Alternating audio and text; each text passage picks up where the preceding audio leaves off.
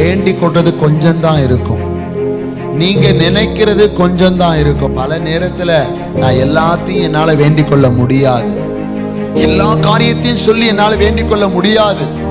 ஆனா நீங்க முழங்கால் படியும் பொழுது நீங்க வேண்டிக் கொள்வதற்கு மேலாக கிரியை செய்யும். சில நேரத்துல நான் முழங்கால் படியிட்டு என்னால வேண்டிக் கொள்ள முடியாது,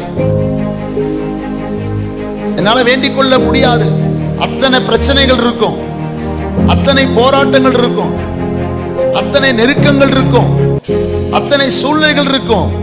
ஆனா நீங்க அங்க முழங்கால் படிட்டீங்கன்னா உங்களோடு கூட ஆவியானவர் உங்களுக்குள் இருந்து அவர் வேண்டுதல் செய்கிறவர். சில நேரத்தில் நீங்க ஏற்றபடி வேண்டிக் கொள்ள வேண்டியது என்னதுன்னு தெரியாது, எதுக்கு ஜெபிக்கணும்னு தெரியாது, என்ன காரியத்துக்கு நம்ம தேவ சமூகத்துல மண்டானும் தெரியாது. சில நேரத்தில் நம்ம விண்ணப்பம் பண்ண முடியாது, அழுகையா வரும், ரொம்ப சோர்வா வரும், ரொம்ப நம்ம பலவீனமா இருப்போம், நம்முடைய மனதிலே பலவித போராட்டங்கள் இருக்கும். அந்த நேரத்துல எல்லாம் ஆவியானவர் உங்களுக்காக வேண்டுதல் செய்வார். ஆமென்.